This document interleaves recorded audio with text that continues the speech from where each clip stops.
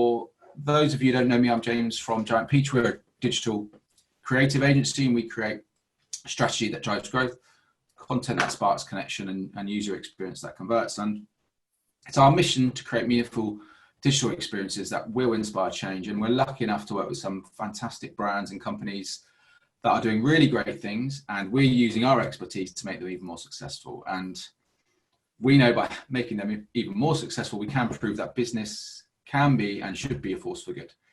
So with the outbreak of COVID-19, businesses are adjusting to the new normal. I mean, we're all adjusting to the new normal, and it's affecting us every day. So we've created this Stay Peachy session to help each other out and provide free advice during this time to navigate these uncertain times and adjust to this new normal. And today we are lucky enough to be joined by the superb Vanessa King. Oh, you're too kind. Lead psychologist at Action for Happiness, author of The 10 Keys to Happier Living and 50 Ways to Feel Happy, which is a fantastic. Oh. And if you have children during this time, there's some really great activities in here to help them think more about how they're thinking, but also how I'm thinking as a dad. So yeah, highly recommend that one. Thank you. And Vanessa's going to be talking about our mental health during isolation, which I'm really excited about. We've been working hard on it at Giant Peach because it's key during this period for us to think about this.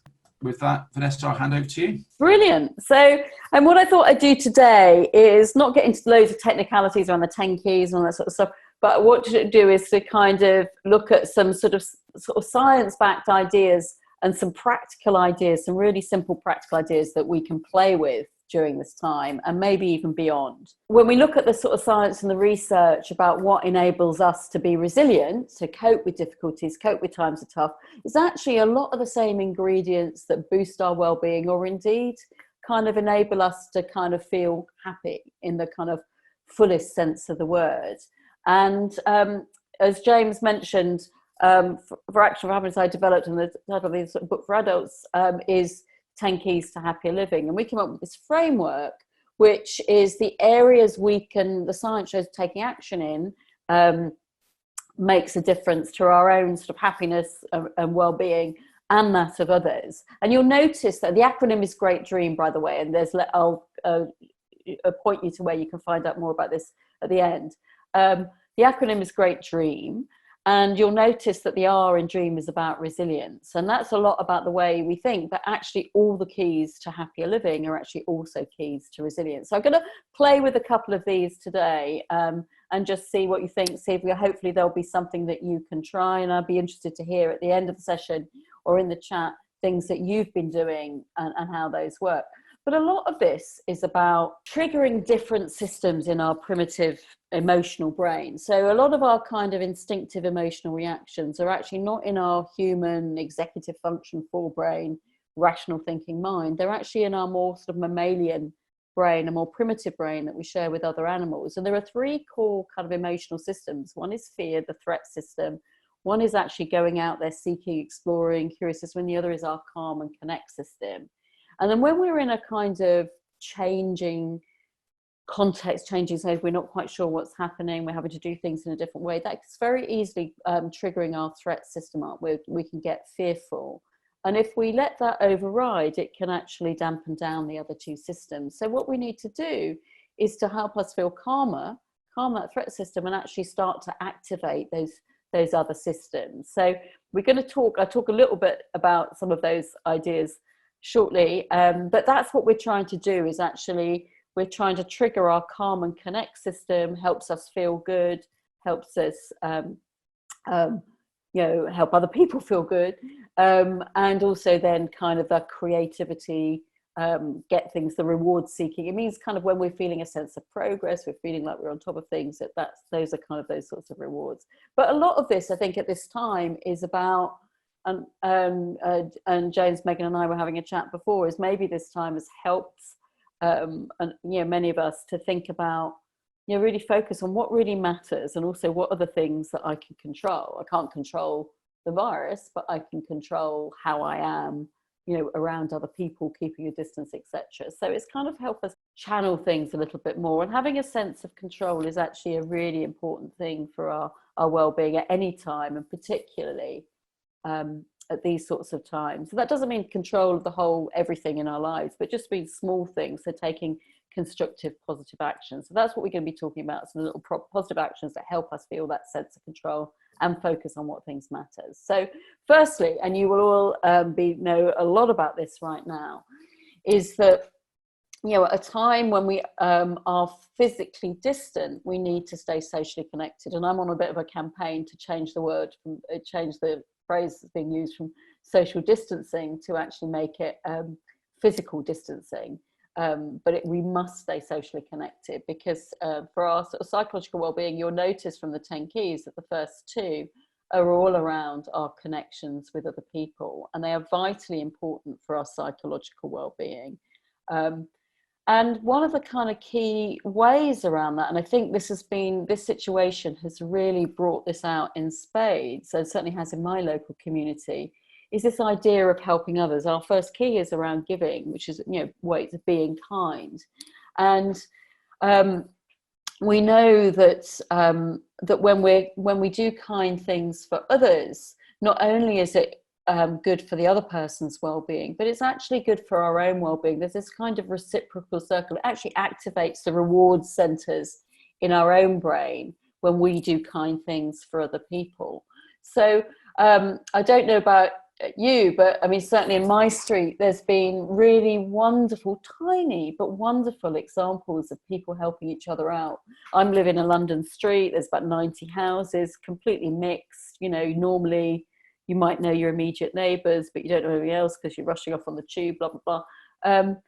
Well, actually, somebody set up a WhatsApp group at the start of all this. And through that, we found out in the street who's isolated, who's on their own, who's shielding, and we're checking in with them, you know, finding out local estate agent was collecting clothes and things for the homeless and food for the food bank. So that was put out there so we could all do things like that, which helps people because, of course, they've been sorting this stuff out, a lot of people. So it's a really interesting way of staying connected, but also helping each other.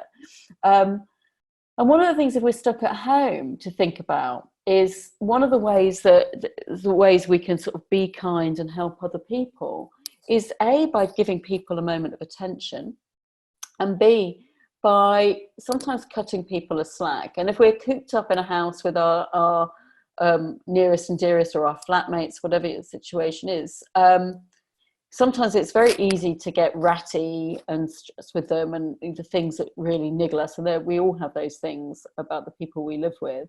But there's an interesting ratio. This was developed by a psychologist called John Gottman, who's one of the foremost, well, he is the foremost psychologist on relationships in the world. And he can predict good quality relationships that last from a kind of 90-second video clip of people interacting. And he said in those kind of positive relationships that are kind of good quality and last and kind of are happy for each other, is there's usually 5 kind of tiny positive interactions to every negative one. So for every criticism or niggle, there's 5 things. That could be just a little moment of attention, it could be a smile, it could be saying thank you, just tiny. He's talking about micro things, but it's really interesting thinking about what are our ratios with each other during this time, even on our phone calls and things. And I know there's been a lot written in the media and stuff about staying connected online, which is what we're doing right now, and using Zoom for family. We had a pub quiz on at the weekend with my extended family, which was fun. And we would never do anything like that normally. But I'm also quite interested in the kind of old school types of connections. And what I've found through this, through my street, was quite interesting. I've actually had COVID-19 and I had it really quite early. So I was on my own isolating for 2.5 weeks. And, you know, things like I had a friend ring me up one day and said, Vanessa, do you fancy a cauliflower and chickpea curry? I thought that would be nice. So, you know, an hour later, this little package arrived on my doorstep: homemade curry, homemade naan bread, raita, little serviette and little card. And it just was so nice. And there's been quite a series of these, I'm calling them doorstep drops at the moment. And then so I was inspired because I had a huge bag of mini chocolate mini eggs that I bought in advance for Easter, which is quite unlike me, but because I was going down to stay with some friends in Cornwall, and they've got kids love chocolate, so I had this huge bag of chocolate eggs, which I thought, well, I can't, I don't want to eat them all myself, and I'm obviously not going to Cornwall. So for Easter, I just packaged them up into some little bags I happened to have and dropped them around everybody that was on the WhatsApp group. And then a week later, I found this on my doorstep, which is a lovely vintage china plate and some homemade flapjacks and tea bags and a little hand-drawn card from somebody down the street saying, please enjoy a nice afternoon tea, which I just thought was lovely. And I've been sending, I happen to have some seeds or something like that. I've been sending little letters to people, particularly people I know who are in tricky situations or on their own, whatever. I've been sending out little things, and it's just been really nice. Those little things that we wouldn't normally do. And obviously a lot of us are sharing sort of memes and things that are funny or thoughtful, but really actually how do we curate those for each person and send them little personal messages? So all these things that make people feel seen, make people feel loved. So that's the kind of most important thing. So I mean, I'm doing these things, just sowing some seeds of ideas, but I'm going to go through a couple of really quick other things that I think I found useful at this time. Because one of the things that we do, and this is for us will be under the resilience in the dream and in the 10 keys, is how do we manage our mind? And there's lots of ways that we can do that. And there's a great, one of the founders of cognitive behavioral therapy said, human beings fantastic, but they're also really good at disturbing ourselves. So a lot of what's going on in our human brains, this is our forebrains, this is the one that's, can be creative, can plan, can create scenarios, but it's also really good at catastrophizing and ruminating and all that sort of stuff. And that triggers so we're triggering our threat system for ourselves. So a really simple technique that can be helpful. There's lots of different ways we can approach that, but one that I think is really super simple is to imagine if you find yourself ruminating or worrying on something that you can't do anything about right now, or you're just getting yourself sucked down into a kind of vortex, is imagine that being played out on the TV screen in front of you. Only you are watching, but imagine all your worries being played out on a TV screen. Now imagine, having done that, picking up the remote control, and you can change the channel if it's on a TV. So what would you change the channel to?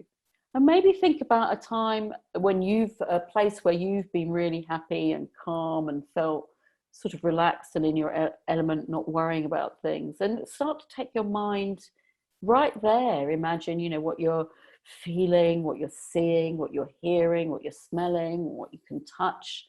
Really savor that. For me, I've been going to a very basic yoga place in the Southern Crete for a number of years, and it's kind of my place to go and reset.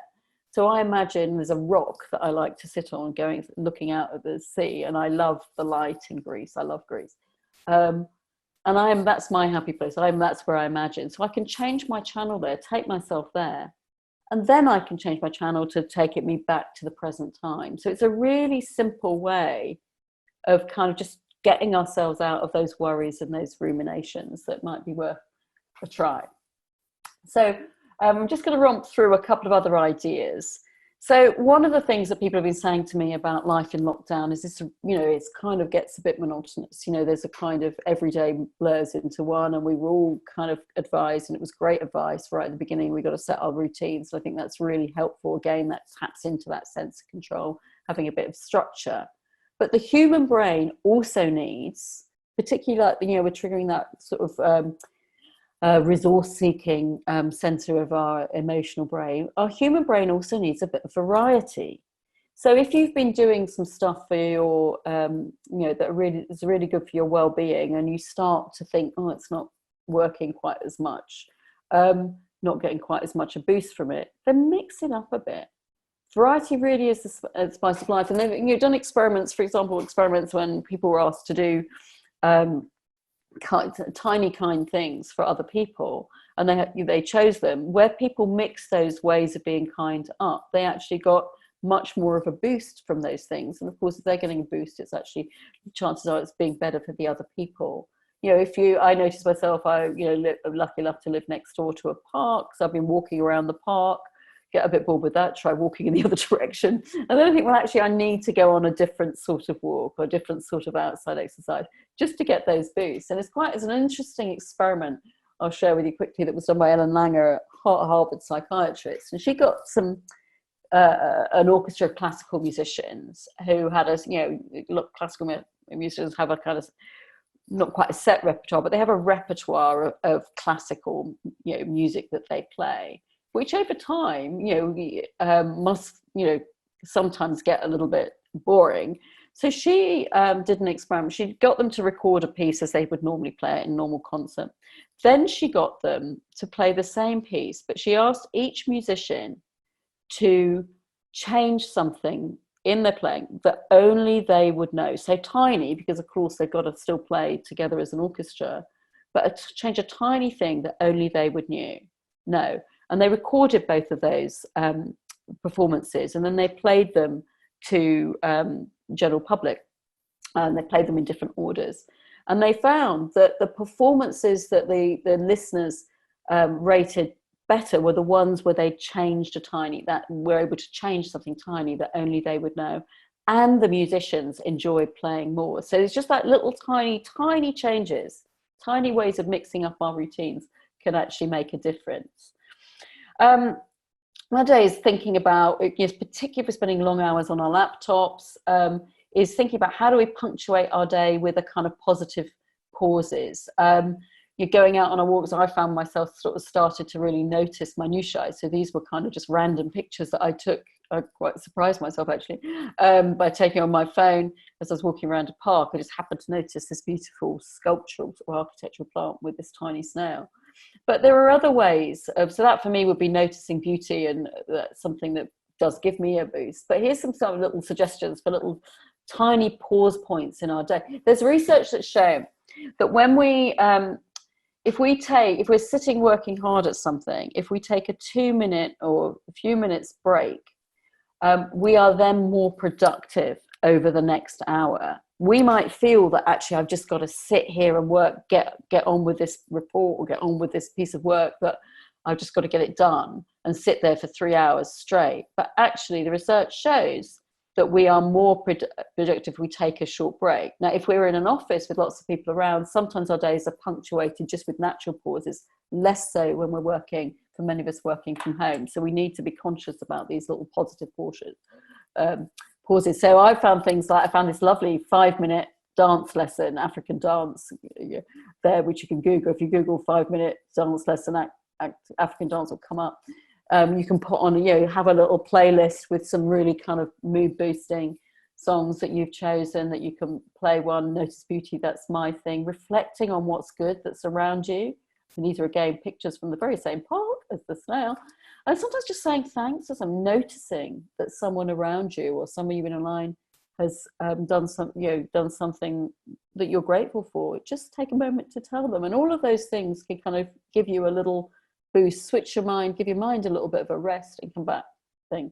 And then finally, I think it's really important this time, and as we start to think about life beyond lockdown, all of these ideas I think are things that are useful, can be useful for people. I mean, different things work for different people, work during lockdown, but as we and also beyond, they're useful tools to have in our tool bag, if you like. But as we think about life beyond our own living rooms, is starting to think about sort of how do we cultivate hope. And I think one of they often say in a crisis is look for the helpers. This is triggering your calm and connect system, that even if things are going wrong, there are always really good people around that are doing positive things. Like Captain Tom's obviously one of those, but what is it about Captain Tom that we admire, that we could perhaps kind of emulate in our own lives, in our small ways, in our own local lives? And an exercise that I'd like to leave you with that you might want to reflect on, and you're having a lunch or in the evening or over the weekend, is thinking back. If you imagine 10, 20, 30, 40 years from now, and you're looking back at this time, maybe you're telling your grandchildren about it or young kids about it, how would you describe it? How would you describe what you've felt and experienced during this time? And what was it that enabled you to kind of adapt to the changes and come through? And what did you learn about yourself that has really you've taken forward beyond the kind of time of the lockdown and the physical distancing measures into your life in general, into your work for yourself, that has really helped you sort of learn and grow as a person? So that's the kind of activity leave you with. And I just love this quote from John Kabat-Zinn, and this is true, kind of neuroscience shows this, that we can't stop what's happening around us, but we can learn to surf the waves a bit better. So Action for Happiness is, if you want to find out more, there's tons of stuff on our website. I'd really suggest signing up for the newsletters and stuff, because there's loads of great stuff there. This is our mantra for the period: keep calm, stay wise, be kind. There's, as James said, there's the book, the kids book. We've got our, if you sign up for the website, or you can download these for free, we've got these little monthly calendars, all based on science, with tiny actions that you can do each day. There's a map that has those actions, plus a lot of other boosting stuff. There's posters, there's all sorts of things. So that's enough from me, James. Brilliant. Thank you, Vanessa. That was great stuff, as ever. Thank you very much. Are there any questions? Does anyone have any questions? You can raise your hand or pop it into the chat room. I've got one, Vanessa. I mean, there's some great stuff there. And I really like the sort of changing the channel TV analogy. What advice do you have? Because sometimes when we are maybe in a little bit of a low patch, we don't realise and we can't notice it. What sort of advice would you give for sort of just being slightly aware that you're feeling down and sort of interrupting that thought process?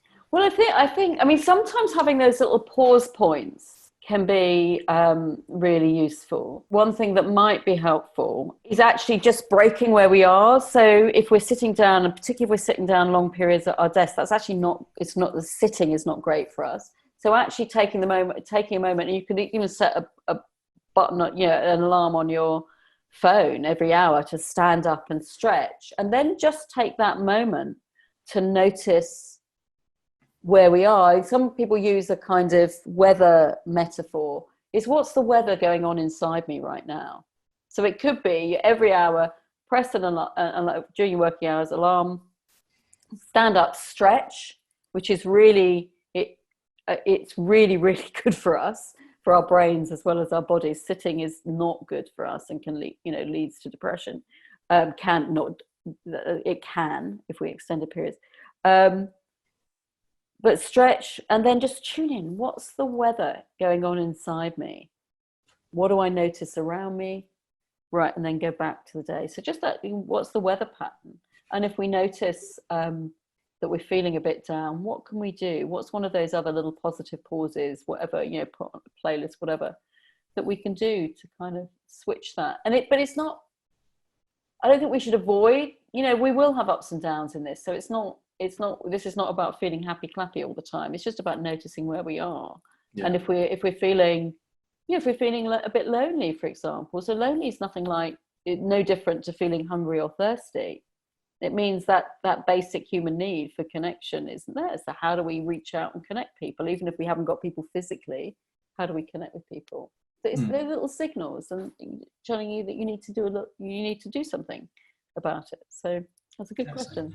I think that's great. I think that's sort of those actually noticing, I think is the first thing, but taking those little breaks and actually spending the time and the weather analogy, again, another great one.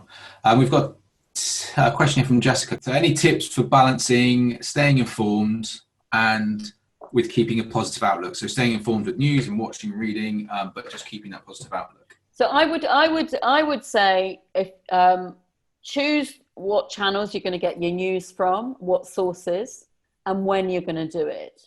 Do you really need to watch all the news bulletins, or can you just watch the news at 6 o'clock or 10 o'clock? I mean, 6 o'clock is probably better if watching your news is your thing. Or where are you going to get it from? And just limit it to that. And use your social media for connecting with real people that you know, or that you're building connections with. So not using it for kind of, I heard this phrase, doom scrolling. I think a lot of us were doing when this first kicked off. You look at, oh my God, and it doesn't do you any good. But you want to stay informed, so choose when and how you're going to do that. For me, the only news I listen to about 15 minutes of news in the morning, and I watch the 10 o'clock news at night, and and I'm not doing any other news in between, unless somebody says, oh, there's something big announcement. But if there's something major happening, somebody will tell me about it. So that's what I would do. And then focus on what you can control in your own life and for others. I really like that doom scrolling, because that's it. We're all tuned into the negative aspect, I guess. But that infinite scroll is designed to be addictive. So if you're in that mode, then you're just going to keep going and keep going. Yeah, and and it's and I think it's being really conscious of the good news sources.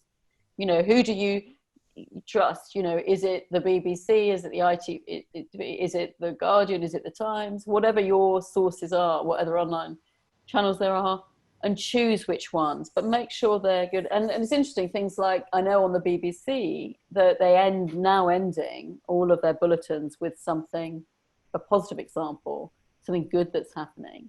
And I think that's great. So, the other thing I would say is, come back to what I was saying before, is look for the helpers.